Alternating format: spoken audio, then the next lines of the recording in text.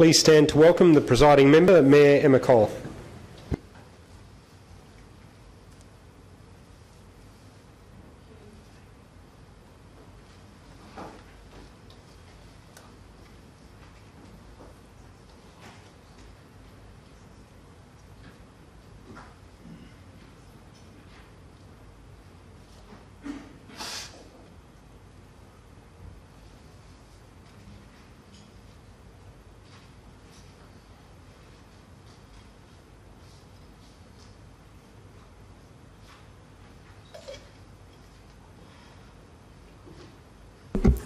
I declare the meeting open at 6:01.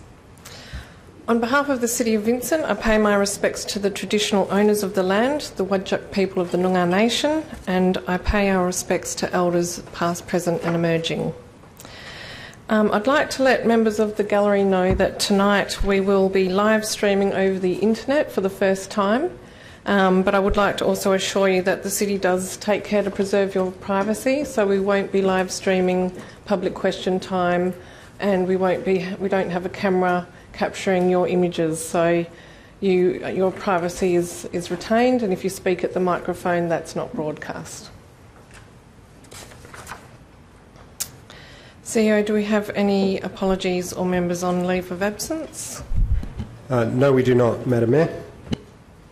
Okay, we'll go to public question time and public statements. Members of the public gallery, you're welcome to come up to the microphone and speak.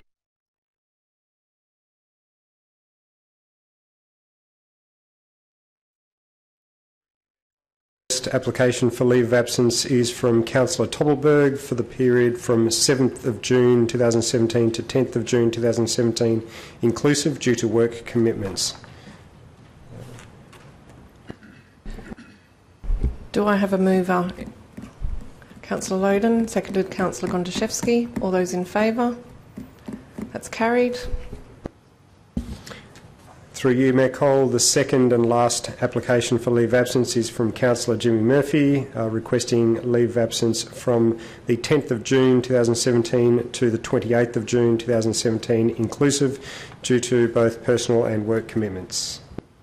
Could I have a mover for this request for leave? Councillor Gondaszewski, seconded Councillor Hallett. All those in favour? Thank you, that's carried. Councillor Murphy, you can vote. Are you voting against your leave? You're voting in favour, thank you. Okay, moving on to the receiving of petitions, deputations and presentations. Do we have any petitions, CEO? No? Okay, confirmation of minutes.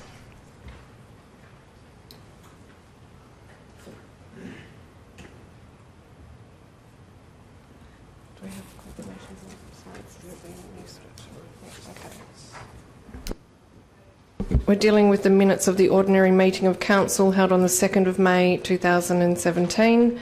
Do I have a mover? Councillor Loaded, seconded Councillor Murphy. All those in favour? I declare it carried. Okay. All right, we'll move on to announcements by the presiding member. Just to give you a warning, it's been an exciting time in Vincent, so there are a few announcements to be made tonight. So settle back. First of all, I'd like to say that Vincent Council is live tonight. This is our first web streaming of our council meeting. So we welcome people to our council meeting every month in the public gallery, but today we have the potential to have a much greater audience through our live web streaming. This is one of the latest initiatives on Vincent's path along our desire to be one of the leaders in local government transparency and accountability.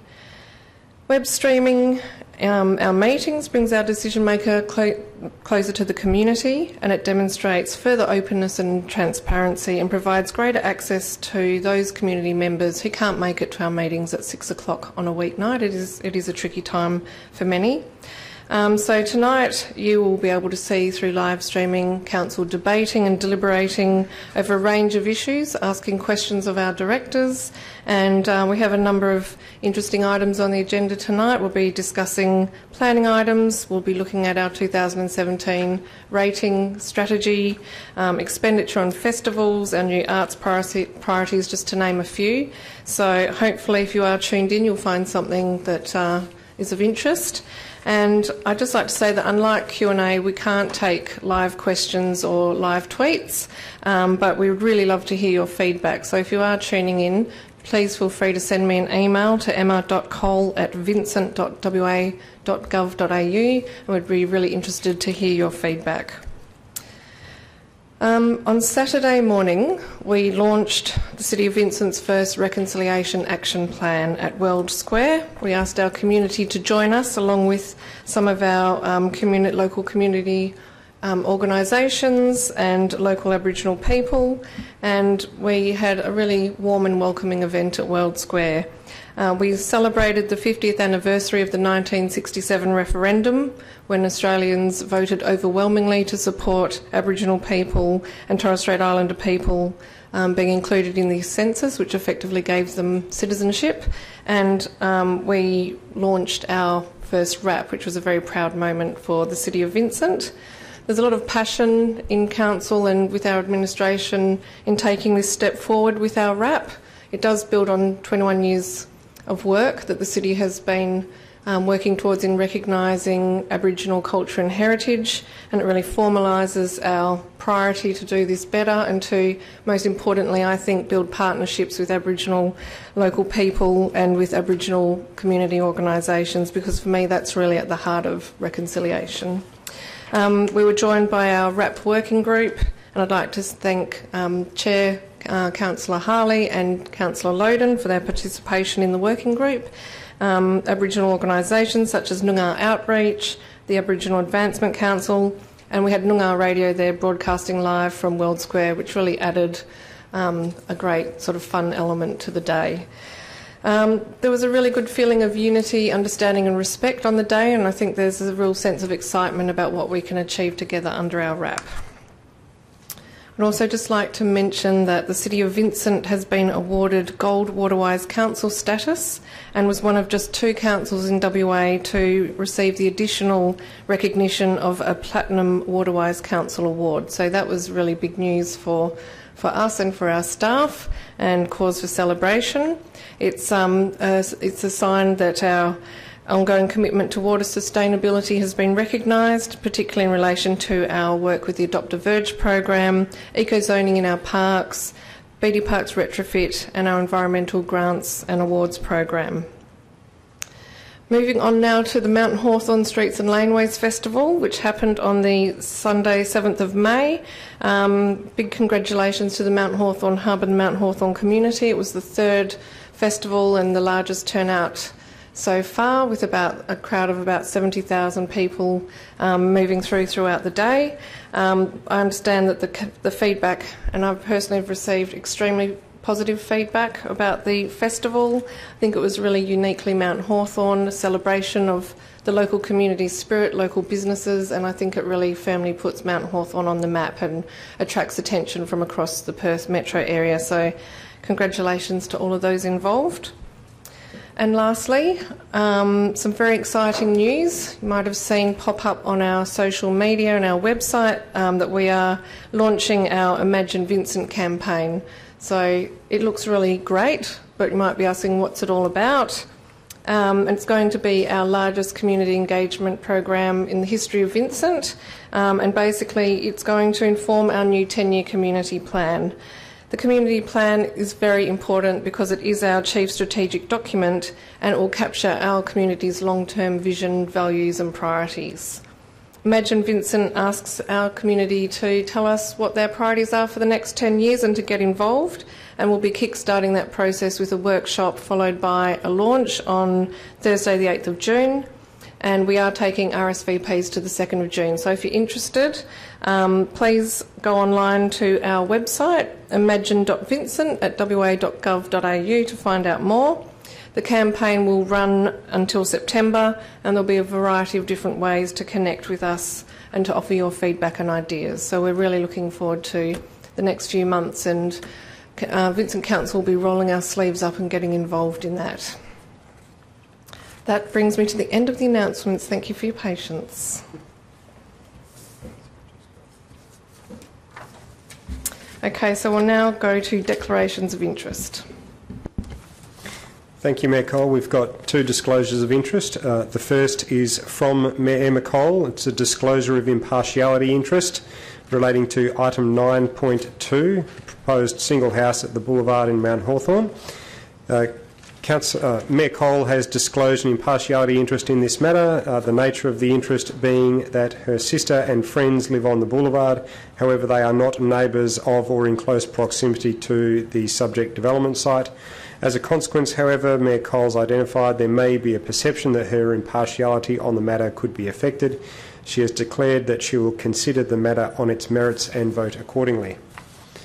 The second disclosure I've received is from Councillor Jimmy Murphy. It's a disclosure of financial interest on item 12.2, the proposed festivals and events sponsorship for the upcoming financial year. Councillor Murphy has disclosed a financial interest in this matter on the basis that he has had an association with two of the funding recipients that are seeking further funding again in the upcoming financial year. The nature of his association is that he has assisted to deliver festivals to both Leaderville Connect and Mount Hawthorn Hub. Councillor Murphy is not seeking any approval from Council to remain in the chamber, participate in the debate or make a decision on this matter when it's before Council. Thank you. We'll move on to reports, and I'll just go around the bench just to see if councillors have any items that they wish to debate. So I'll start with you, Councillor Hallett. Are there any items that you wish to call out? 10.2 and 10.3. Thank you, Councillor Buckles. Nothing from me tonight, thank you. Nothing from me, thanks. 12.5.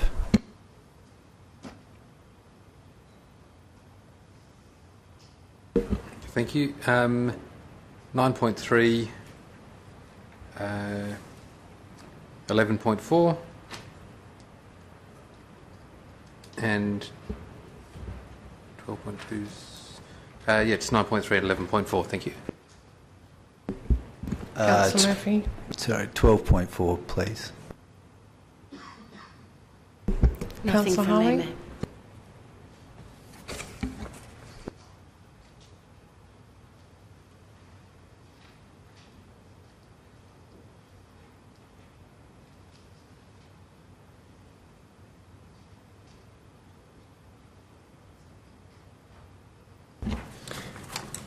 Through you, Mayor Cole, and for the interests of members of the public gallery, the way that the Councillor standing orders are constructed are that Council will first consider moving a range of items en bloc. The items that can be moved en bloc deliberately exclude items on which public questions or comments have been raised by the gallery, requests that council members may have made, as they just have, to withdraw certain items for specific discussion and decision, as well as absolute majority items such as item 9.1 and 12.3. The remaining items that council will now consider adopting en bloc are 9.2, which is this proposed single house in the Boulevard, Mount Hawthorn, 10.1, Water Corporation water main replacement program. Clarification, CEO, sorry. 9.2 is because of the proximity interest for Mayor Cole? It wasn't a proximity interest, it was an impartiality interest. Through you, Mayor Cole, so the proposed en bloc items are 9.2, 10.1, 11.1, 11.2, 11.3 and 12.1. And 13.1, the information bulletin. Also, Mayor Cole, with your indulgence and councillor members of the gallery, you will have noted that there was a urgent business item 17.1 that was listed in the agenda papers. Unfortunately, the description of that item perhaps doesn't tell the full story. That item has not been published or presented to Council for discussion tonight and will instead be presented to a future meeting of Council to consider allocating funds towards making some structural improvements to components of the building of the 2 plant rooms at Beatty Park. But that is not going to be considered this evening. Thank you, CEO. So we'll move through to the reports, and the first item is 9.1, number 3. My apologies, we need to move the on-block items. Do I have a mover? Councillor Harley, seconded Councillor Murphy. All those in favour? Declare it carried. Now we can move to 9.1, which is 317 to 319 Pier Street, Perth, change of use from office to consulting room, non-medical day spa and recreational facility. Do I have a mover for this item? Councillor Gondaszewski, seconded Councillor Loden. I'd just like to say I support the officer recommendation, and I note the separate application to bring the signage into compliance. No comment from the seconder. Would any other councillors like to speak on this item? Okay, I'll put it. All those in favour? All those against? I'll declare it carried unanimously. Okay, we're moving on to item 9.3, response to notice of motion, request to investigate the requirements, conditions and associated compliance for development applications involving tree retention on private land. Do I have a mover for this item? Councillor Tupple, Berg, seconder Councillor Loden. Thank you, Mayor Cole. Just to affirm where this came from and what it is actually intended to do. This isn't about forcing people to keep trees on their property against their will. This is about the enforcement of planning conditions. We had a situation which prompted this, which was a development on Richmond Street where there was a significant tree that, or two trees that were removed during the construction of the proposed development, and the resulting non-compliance action that came back to Council was looking at requiring them to replace them with a 500-litre tree, which would be the $200 or $300 variety that you would go and pick up from a supplier. And it was, I think, whilst there are some compliance matters, change of ownership or otherwise, in terms of the planning conditions that may provide some obstacles, I think the principle of enforcing what we do here is important, because when trees are required to be kept, and that is given as a consideration and a commitment from a proponent, and is a consideration in the planning approval, it's critical to be able to have the infrastructure to back that up. So support the officer recommendation. No additional comments from me. Any further comments? Okay, I'll put it. All those in favour? Declare it carried. Okay, we're moving on to technical services now. Item 10.2, which is the proposed Bike Boulevard project on Shakespeare Street, Mount Hawthorn, Phase 2, although technically I note this is Leederville, and that is between Scarborough Beach Road to Richmond Street. Do I have a mover for this item? Councillor Toppelberg, seconder. Councillor Loden. Thank you. So there's been a lot of discussion, plenty of it at the 11th hour. This was Phase 2 was a part of the original plan for the Bike Boulevard demonstration project, which occurred north of Scarborough Beach Road. There's been a lot of discussion internally, as I said, much of it at the 11th hour, about the way in which this may relate to our existing cycling infrastructure, and there's a strong view from our Travel Smart officer and Tech Services that I think I've kind of come around to that way of thinking and understanding that the principle of what's being achieved here is somewhat different to our other cycling infrastructure, and the idea is to encourage other road users, or not your traditional commuter cycling traffic. I do have an amendment that's on the green, which so it's on the less angry green. Are you moving your amendment, Councillor? I will move my amendment, if I may. Well, I'll read it first so people know what I'm moving. So it seeks to amend recommendation 1.2 such that it will say it's seeking to further collaborate with the city to progress, etc., including east-west connections between Loftus and Oxford Streets on Richmond and Berg Streets. And do I have a seconder for the amendment, Councillor Hallett?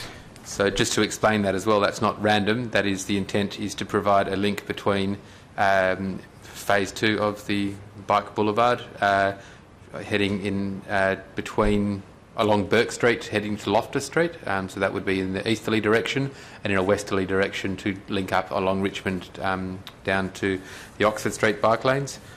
So in principle, the bike infrastructure that is currently on Oxford Street and is proposed for Loftus Street is intended to provide an element of, I suppose, commuter infrastructure, and whilst we have ensured that it is family friendly and otherwise, the Bike Boulevard is a different principle about road sharing.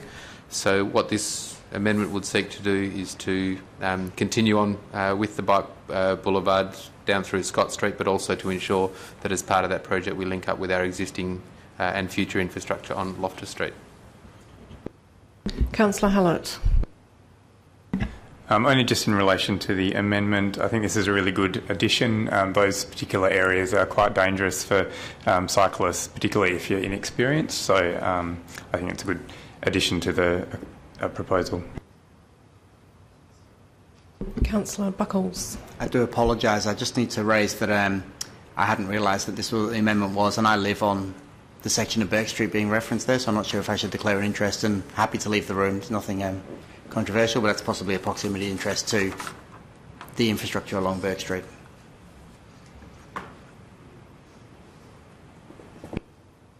Thank you, Councillor Buckles. I'm just getting CEO to address that issue.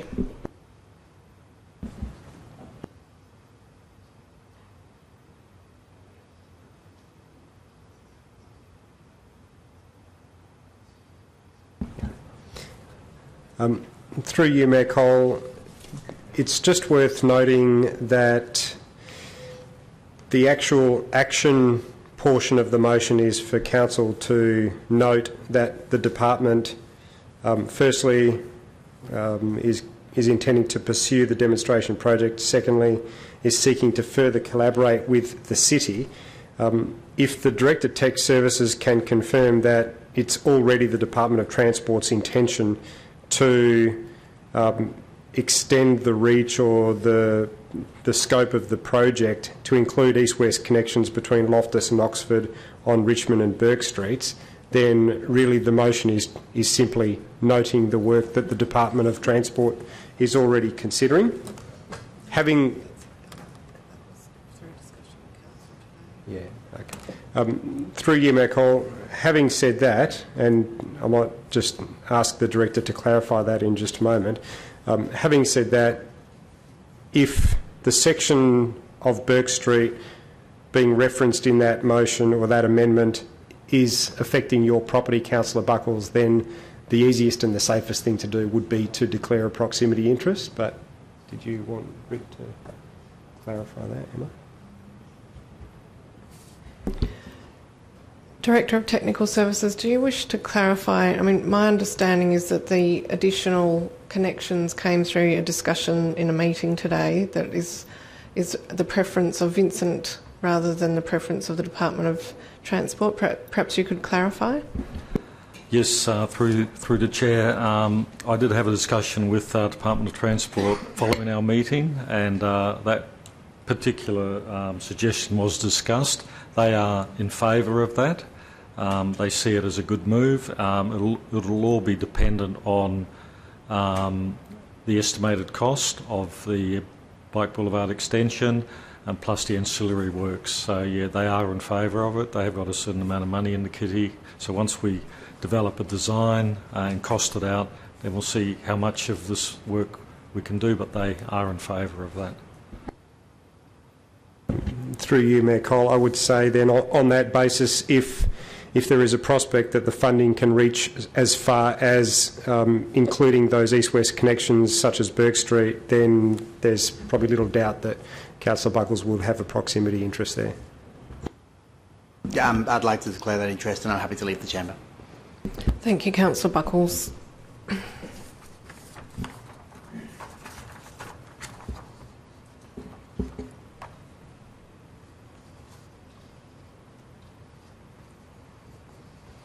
Is there any further debate on the amendment that's been put forward? Okay, I'll put it. All those in favour of the amendment? I declare it carried. Back to the substantive. Does anyone else wish to speak? Councillor Loden, seconder. Sure. So I was also part of the discussions today about this item. I have an amendment which is the angry green amendment. I'm not proposing to move that amendment after some additional feedback we've had from administration on the matter. I guess my initial concern with this was that if we had a choice of anywhere in the city of Vincent to stick a bike boulevard, sticking it here potentially is not the best location of all the potential options around the city. But given the feedback we've received from the Department of Transport about their willingness to potentially move it, I don't see it being useful moving an amendment to consider alternative options. That being said, it would have been nice to have had that discussion and seen if there was a better location. This ultimately will be a good outcome for the city, but there potentially is locations that would have been a better outcome from my perspective. Thank you, Councillor Loden. Are there any further comments? Look, I'll just reinforce some of the comments that Councillor Loden has put forward. There was a meeting today between the Director, the Travel Smart Officer and some council members that were able to be there. And we did look at other options, whether this was actually the best way to connect our existing bike infrastructure in Vincent. And we did have some discussions about whether there might be a corridor in the South Ward that would benefit from this type of road treatment. We did ask our Director to go back to the Department of Transport and clarify whether the funding was specifically attached to Phase 2. And the Department of Transport has made it absolutely clear that that is the case and that there is no wriggle room to explore other options. And I think that, as Councillor Loden has said, that this is still of benefit to the City of Vincent, particularly given that the street not only operates as a bike boulevard, but understand they're kind of almost moving to a new brand of a safe, active street. And I think that that is quite vastly different to what we offer on Oxford Street with our bike lanes, in that this results in a street that has a lot of traffic calming, trees are added, it provides a safe environment for the community around it, and also will give the road a dramatic transformation from its current state. So on the basis of those benefits and the basis that the funding is tied, then I support the motion. Is there any further comments? Okay, I'll put it. All those in favour? I declare it carried.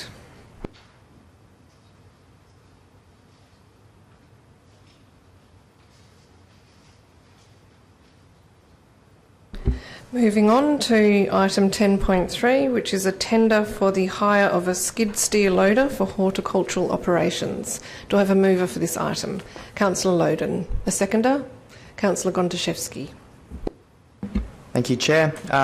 I'm supportive of the officer recommendation. I just wanted to make a comment around the assessment process, and I know this has already been referred to the audit committee, and I believe our auditor is currently going through a review process on this. But I guess with some additional information, it's clear that we are picking an option that is $3,503 more expensive than the second best option. But we're choosing that because it is a higher quality provider. They're going to do a better job of maintaining our verges and undertaking this scope of work. And I think it's important that we're really clear about that in the decisions that we're making, that whether something is more expensive but better quality, or if it's less expensive and lower and a lower quality that we're achieving, and determining what is actually acceptable for us at the city. The assessment criteria of financial history, in my view, is quite irrelevant in this case. That it appears to be a process of people submitting their information. What we're really trying to attest is whether or not they are going to be around for the duration of the contract. If that's the case, then that's what we should be assessing, not whether or not they have the right paperwork to do that. In summary, I guess I support the officer recommendation. Nothing further from me. Are there any further comments in relation to this item? Councillor Hallett. Somewhat related to the broader review being undertaken by the Audit Committee, I previously raised some concerns just about the absence of a flaw against some selection criteria, such as the environmental impacts and also the safe working conditions criteria. I just wanted to perhaps either request for future status updates on that review and whether adding a flaw to some of those selection criteria to exclude applicants is part of that review, and if not, just to flag that I might put that in for a future meeting to consider. Just to clarify, the internal audit is looking at the tendering process, and that is going to be reported back to the audit committee, which is fantastic, and that's something that's been prioritised under the internal audit. In relation to that question, would that be something you'd like to answer, CEO or Director of Tech Services? Through you, Mayor Cole, all I would say is that generally speaking, there's certainly no disadvantage in specifying a minimum level of required compliance. I think that was the flaw that Councillor Hallett was referring to. We do that for the purchase of light fleet vehicles from memory, Director. We require minimum compliance with safety and emission standards. But for other tech services tenders more broadly, Mayor Cole, I'm not sure if the Director wishes to add anything, but I don't believe that's necessarily going to be picked up, that level of detail is necessarily going to be picked up by the scope of work being undertaken by the internal auditor, but that's not to say that that could not be a reasonable add-on and improvement to the process that administration adds, but it is specifically something that needs to be targeted at the specification design rather than assessment. Yeah, through the Chair, I agree with the CEO. It needs to be included in the specification, as we have done for the bulk verge tender, for example, where we've put a comprehensive health and safety questionnaire in there, which determines whether someone moves on to the next stage or not in the assessment. Thank you, Director. Councillor Hallett, do you have any further questions? Are there any further questions or comments in relation to this item? Okay, I'll put it. All those in favour? I declare it carried.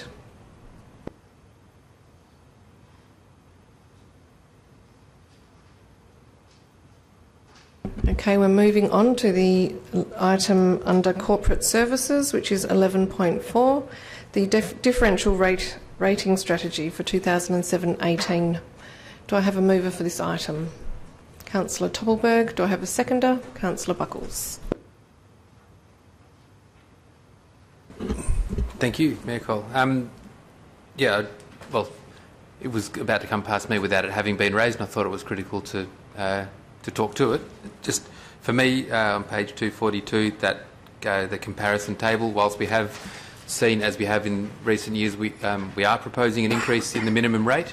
I think that, for me, if you look at the level of service that is A, expected, and B, delivered by Vincent as a council, given our size, given our location, given the resources that we have available, given our budget, I think that to have the second lowest, obviously include the waste levy, so to have the second lowest minimum rate in all of the metropolitan area, I think is an extraordinary return for ratepayers. Absolutely, there are people who look at the dollars that they pay in comparison to what they paid last year and look at that as a rate increase, but I think that largely, and particularly in a year where we've had the revaluations, those things will jump around for different owners, tenants or otherwise in commercial properties, but in principle I think that we can still, it's extraordinary what is expected of us and what we deliver for $1,007 to a property at that minimum level. And if you look even where our average rates sit within the community, within the metro area, I think that we broadly provide an outstanding service to our community, and we certainly reflect the aspirations and expectations that are placed upon us. I will just ask a question, if I may, because I know it has been discussed internally, but I think it's a little bit important, if I may, to the Director of Corporate Services, just in relation to the adjustment for commercial based on the GRV, and so in terms of the proposed rate change, can we just have some comment around that from you, please? Through the Chair, if you look at the next page, you'll see that there's a table that shows the impact of the revaluation on different use types. including the other category, which is essentially is the commercial and industrial properties.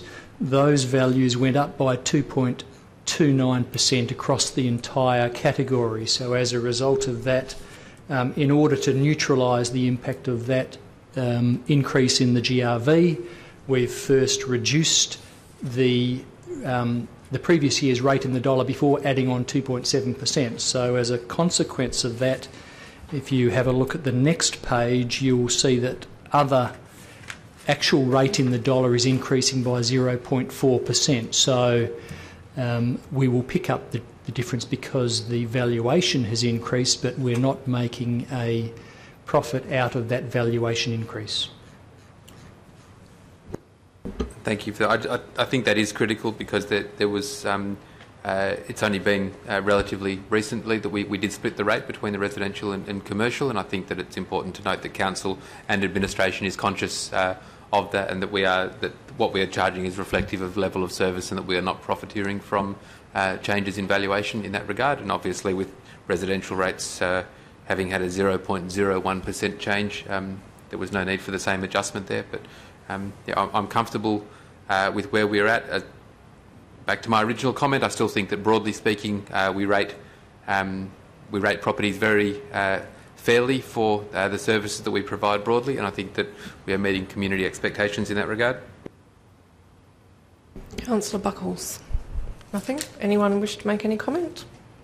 Okay. Was that no? Okay. Look, I will speak to this item because I do think it's a very important item. I'd just like to clarify that this item is giving approval to advertise the differential rating strategy. So that will be advertised for 21 days and reviewed by council before a final decision is made. It does amount to a 2.7% rate increase, with the minimum rate proposed to increase to $1,100. I'd just like to say that so far council has had 5 budget workshops, the last one going for 5.5 hours, just to give an indication of the level of consideration that the budget and rate setting is given. And we haven't finished, we will continue to meet. We have been looking at identifying savings, and we have identified savings, and we've taken a pretty tough approach to expenditure, and we've got more work to do. As Councillor Tupple has pointed out, historically the City of Vincent has had a very low minimum rate, which I believe understated the cost and value of the level of service delivery.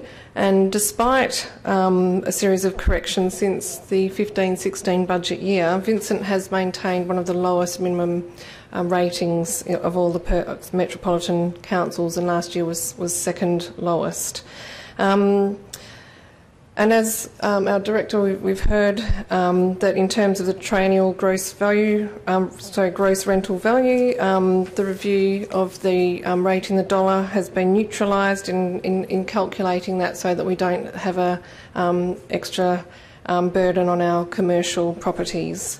I'd also like to say that I think that the rate increase is a modest rate increase, and it is about striking a balance. It is tough economic times, and some community members would say, why would you consider rating above CPI? But in response, I think that it's very important that that we talk about the fact that the City of Vincent has been facing declining revenue, and that's revenue through our fees and charges, which is an alternative revenue to our rate stream. Our forecast for this financial year is that we are down $800,000. That's come through fewer development applications, declining parking revenue, less customers through the doors at Beatty Park, and what was an important initiative but has cost the city some money was the removing of alfresco permit fees. No regrets there, but ultimately it did cost the city money to get that vibrancy on our streets. It was worth it, but we've had the impact on revenue.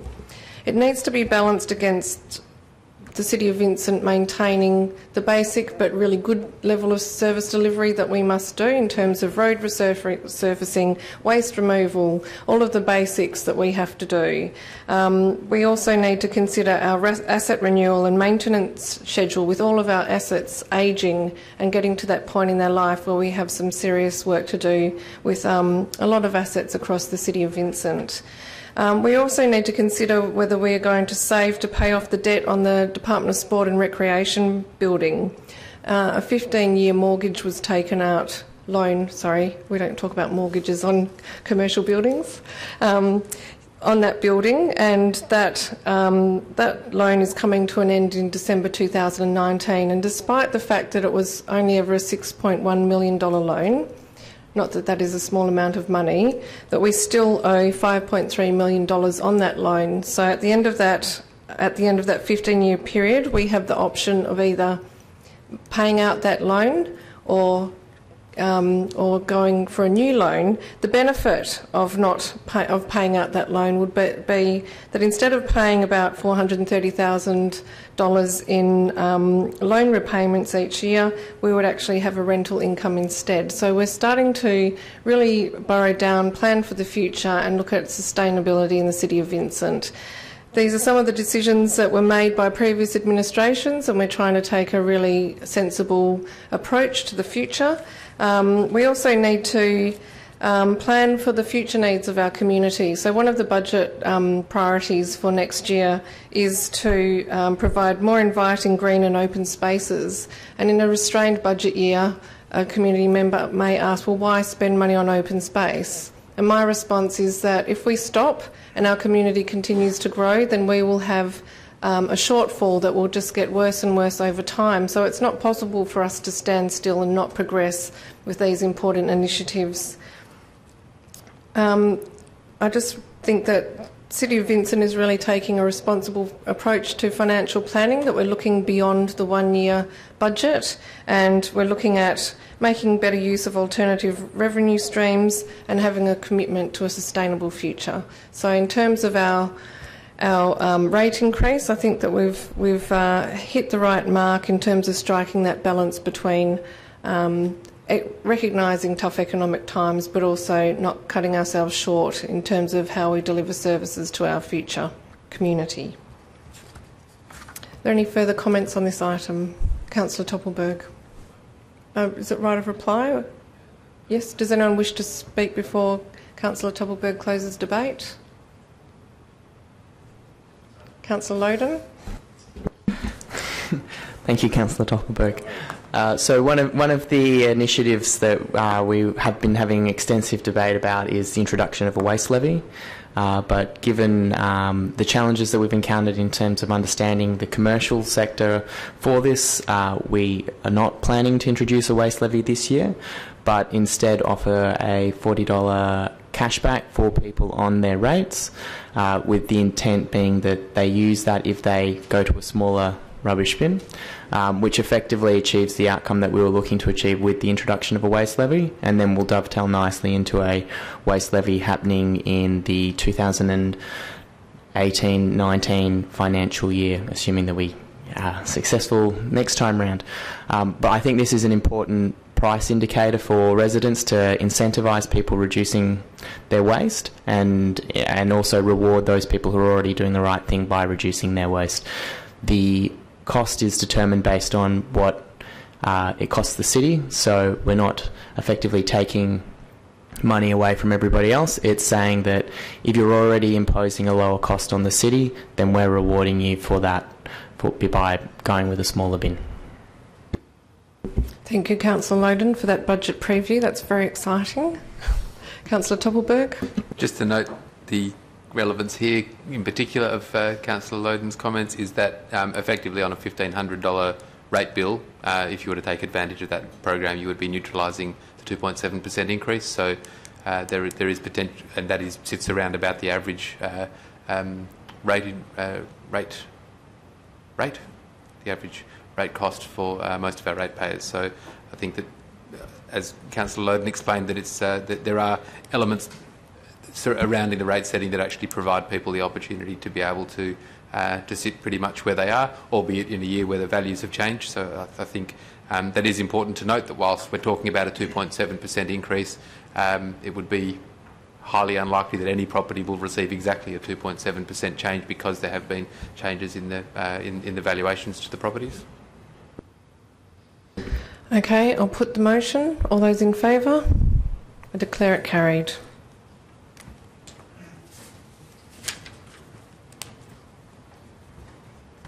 Okay, we're moving on to community engagement items now. So the first community engagement item is 12.2, Festival and Events Sponsorship for 2017-18.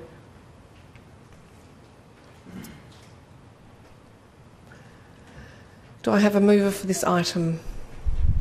Councillor Buckles, seconded Councillor Gontaszewski.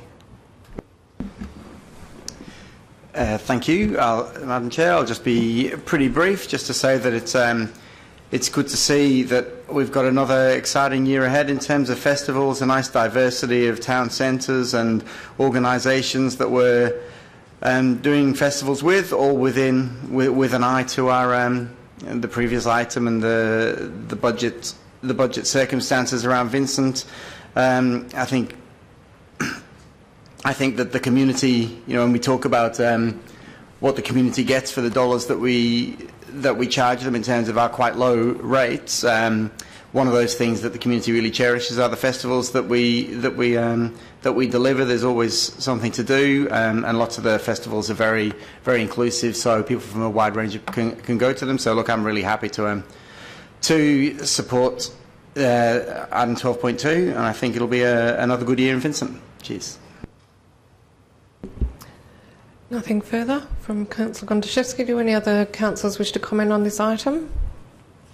Look, I will just mention that there is a little bit of a difference in what was recommended to council briefing versus what has come back, and the reason for that was that this item was discussed at the last budget workshop, where we talked about the need to maintain funding to the existing festivals at the same level as this financial year as part of that exercise of restraint.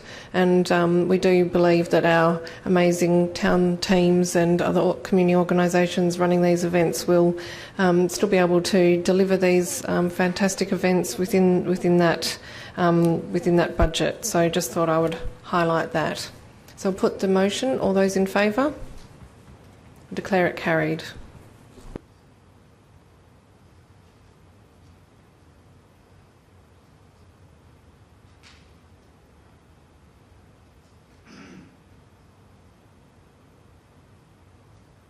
Just waiting for Councillor Murphy to return.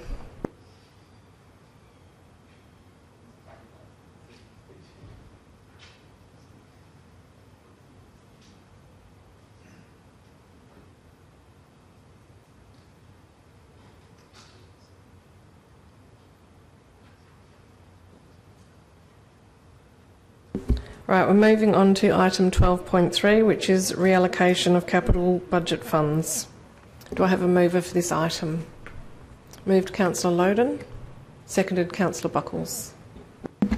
Thank you, Chair. Look, I'm not going to talk at length on this one. This is come about because of a shift of things that we're doing that have occurred over the course of the year, and I feel this is an appropriate reallocation to enable those outcomes to be achieved. So I support the officer recommendation. Yeah, look, I too support the recommendation. I'd just like to draw attention to support for the pay-by-plate ticket machines, which really will enable us to continue to deliver the first hour free, which under the current system has been a bit of a leak as people try and rot the system. And I think this will mean that it's really important that in the Leadville Town Centre here that the parking creates the opportunity for people who want to spend money to be able to find a car park, and the system where you could sort of come and go probably left as one, shorter revenue, and two, shorter car parks. So I think that this will is a good allocation of funds to try and cut out that little loophole. Cheers. Any further comments on this item? Look, I will just add to that, Councillor Buckles, that it is good to see that we seem to have reached an agreement with administration, who is quite keen to see us move on from the first hour ferry, but Vincent Council has been very tenacious in our desire to stick with that. We see that as part of the Vincent way. So this seems to be the compromise between allowing people to have the first hour free while cutting the rorting that was happening, which was having a negative impact on the town centres where we weren't getting the car parking churn. I also just want to say say thank you to the Director of Community Engagement for some of the work that you've been doing in the Avenue car park. We've recently had some 15-minute bays put in there, and I think that that's resulted in a good turnover for those businesses that do rely on people just dropping by to pick up lunch and a few items, and that's been really good for the Leederville Town Centre. So thank you for putting that into action. Any further comments? Okay, I'll put the motion. All those in favour? I declare it carried. Moving on to item 12.4, endorsement of the City's Art Priorities 2017-18 and review of the City's art collection. Do I have a mover? Councillor Murphy. Seconder, Councillor Tupple. Yes, hopefully not a debate, but I did want to talk to the item because it's quite a significant proposal from the Arts Advisory, and I've written a little speech, in fact, so please bear with me. I'm excited about the chance for Council to endorse the new art policy and in particular the new art priorities for Vincent, and hopefully following Council adoption bring them into the public arena from tonight. I choose to live in a community who I believe places high value in the arts, and even though this Council has traditionally lifted above its weight when it comes to the arts, I believe we can do better in regards to our support and encouragement, not only in the public realm but in the day-to-day operations of the city. I have a strong belief that any investment in art is an investment in ourselves, and that has many short and long-term benefits. Benefits beyond the simple economic advantages the arts bring to a city, such as increased visitorship, improved desirability and subsequent land values. Arts bring so much more, as arts can inspire, arts can bring people together, art can bring vibrancy and energy, art can contribute to culture and identity, art can heal, and art can develop community pride. Art is a brilliant and effective form of expression which can be as healthy for a city as much as an individual. It is the arts that can help define us as a city, and when we are gone, it is art that will help leave our legacy and preserve our identity, our legacy as a council, but more importantly, our legacy as a community, in physical form, in digital record, and in our own collective psyche. I've had the pleasure of spending the last 12 or so months with a hard-working arts officer, Elana Curtin, and a supportive director, Michael Quark, and a wonderful dedicated bunch of arts specialists, generously volunteering their time to make up the Arts Advisory Group, who along with Councillor Berg and myself as Chair have been busily working away, adding to and improving our arts policy and a range of arts initiatives. Here we have fashioned a new set of priorities which I believe has the potential to raise the bar. We want this, our community wants this, and I believe Council wants this, and if Council chooses to endorse this policy and priorities tonight, it will be resetting our course for the arts to be able to sail higher in this city, sailing toward a new goal for us to become the arts capital of Perth. A big, bold goal, a goal that the Arts Advisory Group has wholly embraced, and a goal I believe could hold this city in good stead for generations to come. Congratulations to Elana Curtin, Michael Quark, Councillor Berg and the rest of the wonderful Arts Advisory Group for producing this important work, and may we see it come to fruition over the coming years. Bringing it home, Councillor Murphy. Well done. Over to the seconder, Councillor Berg. Thanks, Jimmy. This is,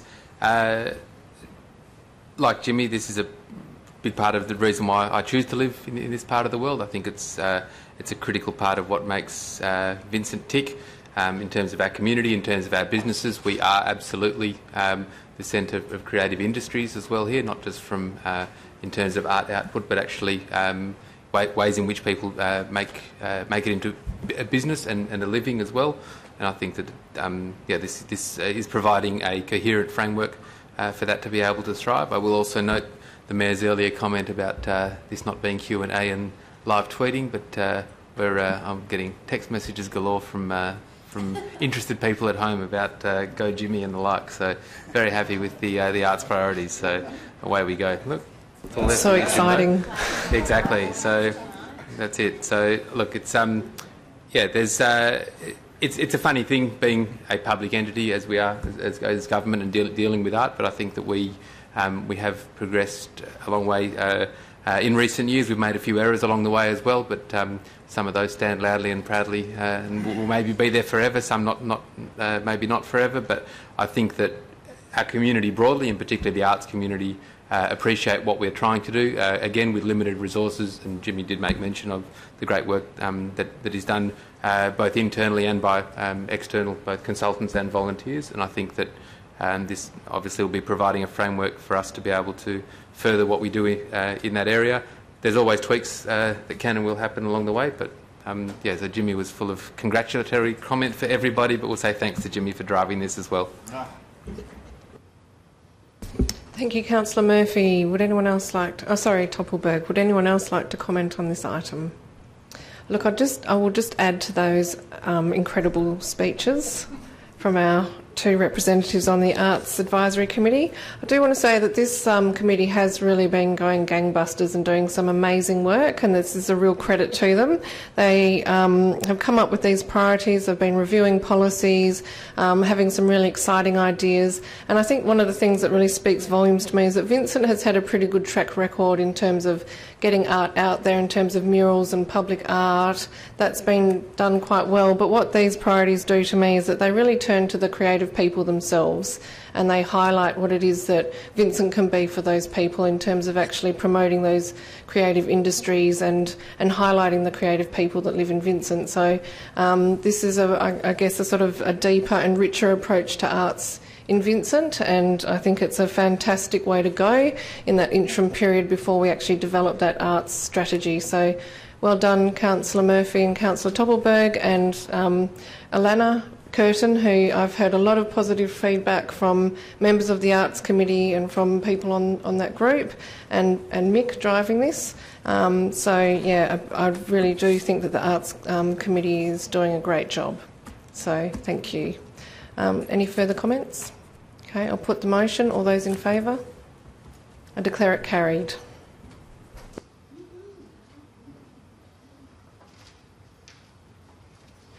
Moving on from that to the Perth parking levy, item 12.5.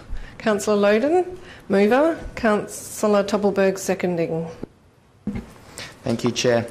So I'm supportive of the officer recommendation here. I think this is a good proactive step for the city to take in this case, to request a 0% parking levy. I guess through the review of this as well, I guess what's become clear is that this costs us $390,000 a year.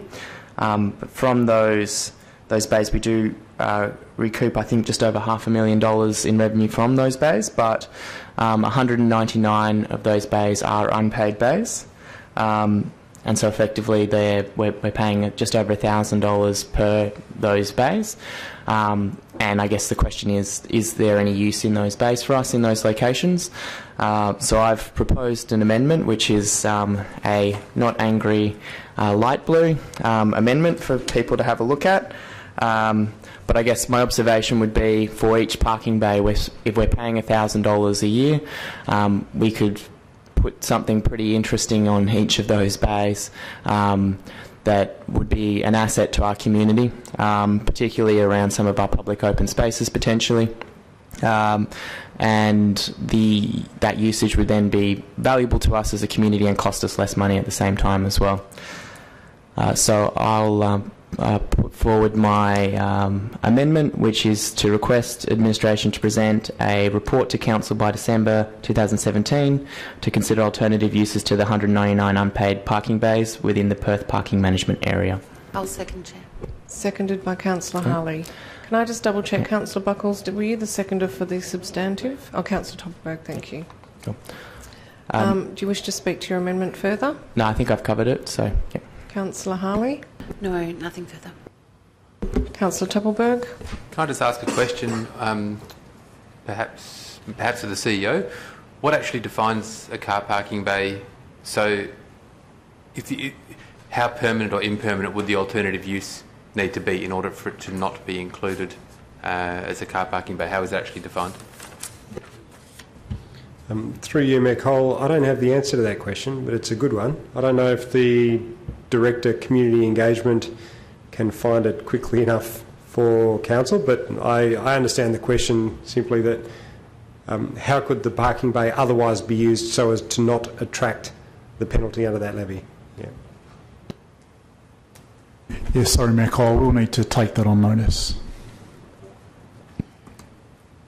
Any further comments or questions? Councillor Buckles. Thank you. Look, just to say, look, I think this is worthwhile looking at. I just don't think we should have expectations that we're going to be able to get rid of 199 parking bays, because unfortunately the Perth parking levy applies on an area that doesn't necessarily equate to the kind of areas that are really transit friendly and accessible. So, and one of the big areas where this is sort of the West Perth industrial area, and there are businesses that need those bays. What the state government will tell us is that we should charge for those bays and we should put machines in, but we've done our surveys and we know that they're the kind of places where you don't really charge for parking bays. So it'll be interesting to see what we come up with in December, but I just want to temper expectations that we'll be able to put in 199 parklets. Any further comments?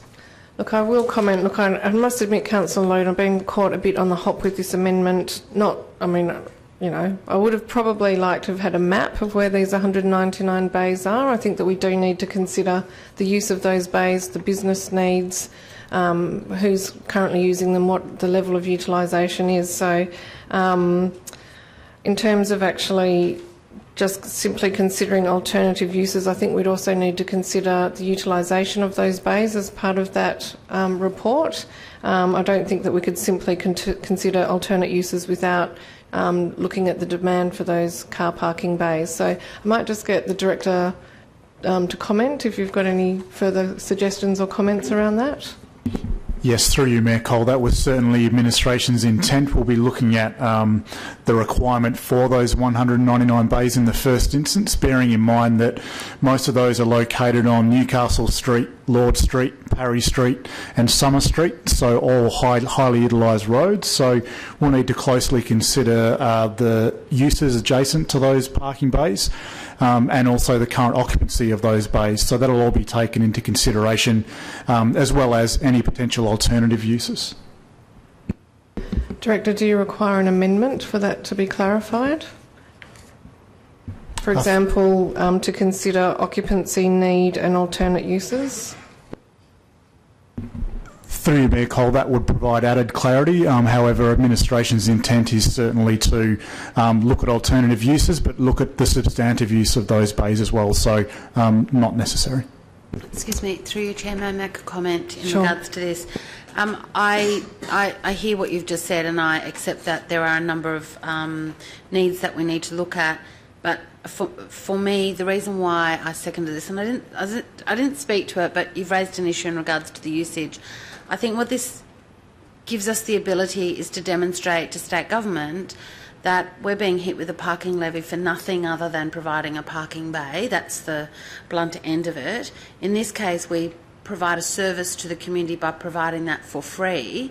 And if this $1,000 a year levy per bay feeds directly back into services that we can't provide for our community because we're giving the money to the state government. So even if these bays don't end up as alternative uses, I think it provides us a vehicle for us to say to the community, these are alternative uses. We can continue to pay $1,000 a year, or we've got an underutilised bay here that we're going to turn into, whether it's a green space or whatever. So I think it's got a little bit more use than just what we would potentially do on the ground with that bay. So just wanted to provide that comment. Are there any further comments before I put the amendment? Okay, all those in favour of the amendment? Declare it carried. We're back to the substantive. Are there any further comments on the substantive? Councillor Loden. Councillor Loden is closing debate. Does anyone wish to speak before he? No, you've got the floor. I guess my only comment is just into response to Councillor Buckles. I wasn't envisaging we would be turning 199 bays into public open space, but there's probably a few nice locations, for example on Parry Street in World Square, Gladstone Street and Somerville Street, which border onto a public open space, and the end of Summer Street as well. These bays may be fully utilised, and so then it's not appropriate, but seeing as we haven't introduced pay parking, that would suggest that they're not fully utilised, because if they were fully utilised, we'd need to find a way to encourage churn in that location as well. Thank you, Councillor Loden. I'll put the motion. All those in favour? Declare it carried.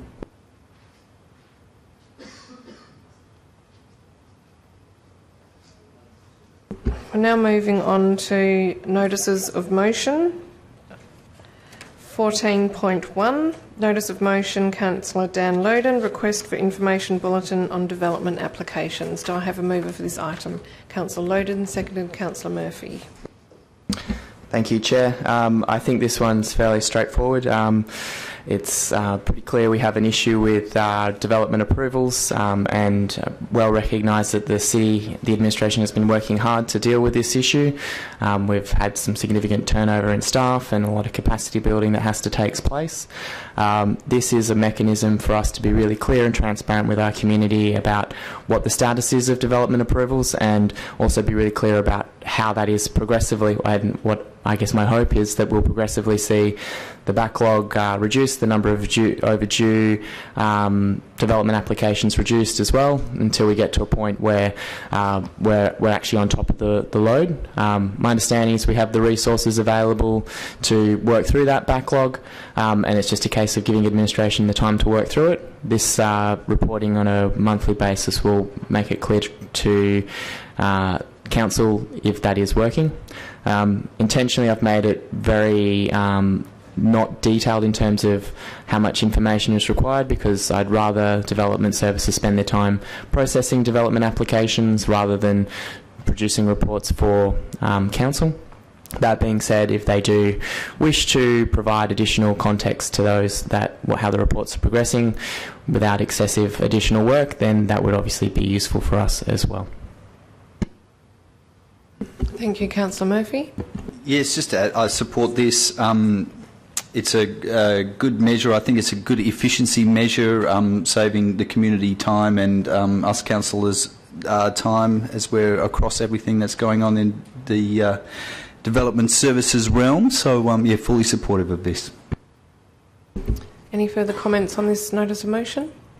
Okay, Councillor Tupple. Just very briefly, I think that broadly, and particularly since the introduction of the DAP process, that there is, whilst it's come along also in recent times with a decline in the general level of development activity, I do think that we need to improve the way in which we communicate about development, both with people who are directly involved, so applicants and near neighbours or interested parties, but more broadly, I think that between the DAP process, obviously DAs that are dealt with internally, and also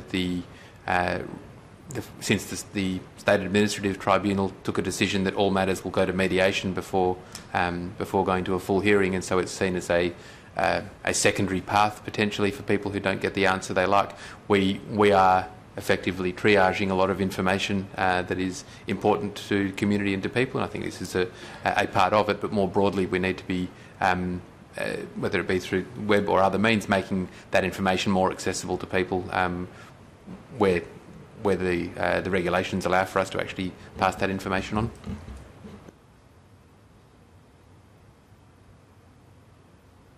Any further debate on this item? Okay, I'll put it. All those in favour? Declare it carried. We're now moving on to notice of motion from Mayor McCall on single-use plastic bags. Do I have a mover for this item? Councillor Hallett, seconded Councillor Gondaszewski. Firstly, I'd like to thank the Mayor for progressing this motion. It's been almost 5 years since Vincent first announced its support for a ban, and unfortunately the state government of the day squashed the momentum at that time by disallowing the City of Fremantle's local regulations. Fast forward to now, however, it's promising to hear murmurs of support from all levels of government in Australia. Last year, a cross-partisan Senate committee recommended all states implement a ban on single-use lightweight plastic bags. As we've heard, our new state government has suggested there's also support locally, and certainly a number of councils, Vincent included, are keen to progress action in this area. About 50 million plastic bags end up in the Australian environment each year. Undeniably, that has devastating impacts on wildlife and waterways. The only effective way to prevent plastic pollution is to prevent the consumption of plastic in the first place. Recycling and consumer education is great, but the fact remains that Australia is recycling only about 29% of the plastic it consumes, and most soft plastics, bags and packaging more broadly don't get recycled at all. South Australia, the ACT, Tasmania and the Northern Territory all have plastic bag bans or reduction schemes in place, and they're hardly alone. Internationally, we've got Bangladesh, Canada, Denmark, Hong Kong, India, Ireland, Italy, Northern Ireland, South Africa, Taiwan, China, the UK and the USA, all moving to remove, reduce or prohibit plastic bags. Just 6 months into the South Australian ban, in 2013, approximately 200 million plastic bags were stopped from entering landfill. A statewide ban would certainly be preferable, but in the meantime, I think it's important that local governments do show leadership to get things moving. East Fremantle passed their local law last week, and Fremantle is shortly to follow. I'm really pleased that Vincent is also moving forward with this, with the opportunity to monitor the outcomes of any gazetted local laws from other councils. Councillor Gontaszewski. Thank you, Mayor. I won't say much on this. I'm really happy that we're revisiting it, and I think that, yes, obviously over recent years we have seen other local governments and also movement on the international area in this space, and we will have obviously our previous work to review and obviously lots of other opportunities to look at how this has been implemented and how, for example, compliance and so on works in other jurisdictions. So I'm very happy to support this. Are there any further comments? Councillor Tupple. To me, the way that this has been progressed in this state, I just find a little bit ridiculous. I think the idea that the state turns around and says, now, well, we're not as opposed as the state government once was to ignoring local government's wishes, so we're going to let all local governments go and spend time, money, effort and individually go and progress this, taking up administration time, community time, and to be quite frank, wasting our time because it's not our law per se, and the policing of it would be near on impossible at the local level, such that they can effectively for free gauge what the level of community support is broadly and then come in and most likely ban it. I just think that if it's, to me, in this day and age, if you look at the global research, you look at the issues that we have locally, you look at our waterways, it's pretty plain that it's going to happen eventually, and I think that shifting the burden onto this progressive rolling, if you look at the news over the last few weeks, council by council, and some may say yes, some may say no, but it's really not our job to be doing it. This is something that I think that the state should have been taking leadership on, and I don't think it's leadership to say, well, we won't stand in your way if you want to. They should either do it or not, and in my personal opinion, it's time to be done. So I will support it, but I think that it's an unnecessary burden, and particularly on a local government of our size. If you look at the wording of the motion and what we're going to have to go through in order to progress it, it would be much simpler if it just became state law, which is, to me, the obvious outcome. I might just respond to that. In relation to the way the motion has been written, the emphasis is on informing the government that we fully support a statewide ban, and Clause 3 is written in such a way as that we see the format that the town of East Fremantle or the city of Fremantle, whichever council gets there first, whichever form their local law takes, that actually gets the endorsement of the Joint Standing Committee, so that we don't go through this process of writing a local law that's vastly different, that we're actually in sync and that we're actually providing something that we know the Joint Standing Committee has already been through with East Fremantle and Fremantle. So the motion is designed to have the most effect with not draining Vincent resources, because I do take your point, Councillor Tupple, that there is no real reason why we shouldn't have a statewide ban. The international movement, the Australia-wide move, it's not Australia-wide yet, but a number of states and territories have taken this move and the sky hasn't fallen in. But I do think that it's really important for the City of Vincent to show through this motion clear support for a statewide ban, but also that we're prepared to make the move if we have to, because ultimately we are the masters of our own destiny, but we cannot force the state government to do something if they don't intend to do it, and I don't think that that should hold us back. Look, I do think also from an environmental perspective, it was interesting for me today to meet up with Steve from The Voice down at Banks Reserve, and we were fishing plastic bags out of the river in our own waterfront park, so it certainly is an issue. And I note that the paper that was attached to the motion from Welga did talk about the fact that a lot of the plastic debris is found along the southwest coast of Western Australia, given the currents and the prevailing winds. So we do have a significant problem in Western Australia, above and beyond other states and territories of Australia.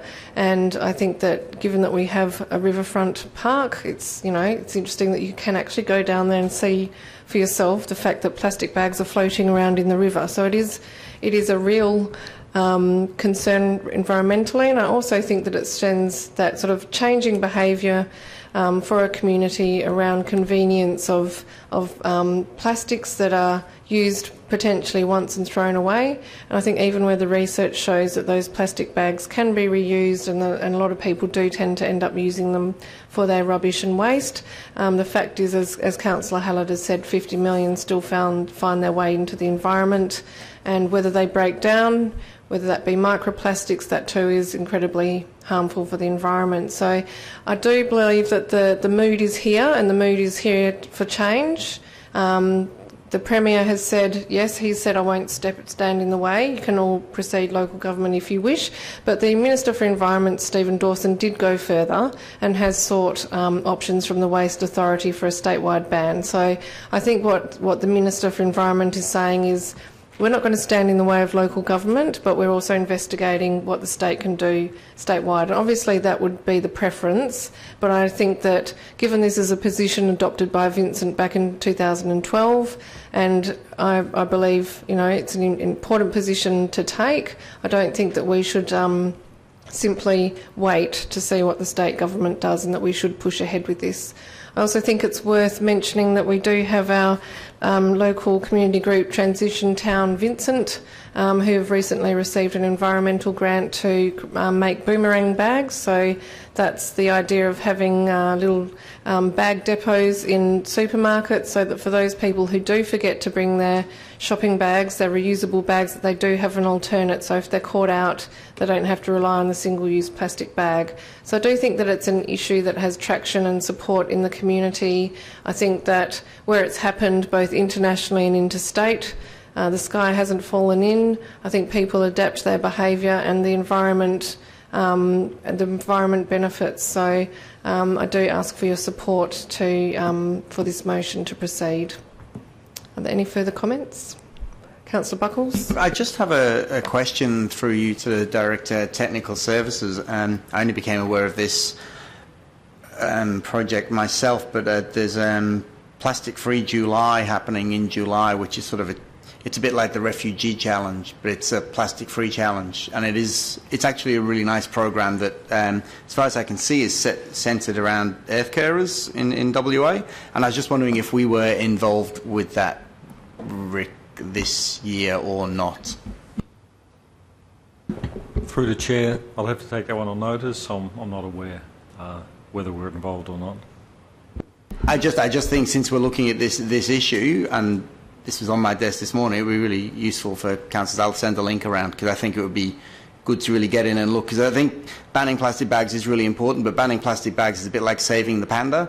It's not about just the single use, but it's actually the whole awareness about the entire issue about plastics goes so far beyond the single plastic bag. And so this project here, this particular program really seems to force you in a really useful way to consider plastic use in general life. Cheers. And just in response to that, Councillor Buckles, it is something that the Environmental Advisory Group has discussed in terms of just packaging and plastics generally. So that is something that hasn't sort of been formalised in terms of a way forward, but it has been a discussion point at the EAG. Are there any further questions on this item or, comments? Okay, I'll put it. All those in favour? Declare it carried. That takes us to the third notice of motion for the evening from Councillor Dan Loden, item 14.3, asset utilisation. Do I have a mover? Councillor Loden. Seconder? Councillor Buckles. Thank you, Chair. I assume everybody's read the report on asset utilisation, so I won't labour the point too much. I guess the key thing for me is that we've got a large number of fixed assets in the city that my perception is that they're underutilised and that there's an opportunity there. These are using our rates and our resources, and there's a need to improve the utilisation of those assets. And I think that process needs to feed into our budget process for 2018-19. So thus the request for a report back in February of next year, so that can inform our budget process, which basically kicks off at that point. Which I guess goes to the previous point around the amount of time that we spend considering the budget process as well. But I think this is an important piece of information for us to then inform Council about how we make decisions and how we maintain our assets and what we do with those assets in the future. Councillor Buckles, were you the seconder? No, nothing. Any comments from any other council members? Okay, I'll put the motion. All those in favour? Declare it carried. Given that urgent business item 17.1 has been withdrawn by administration, that concludes the meeting for this evening, quite early at 7:28. So I declare the meeting closed at 7:28. And to anyone tuning in from home, thank you for being with us.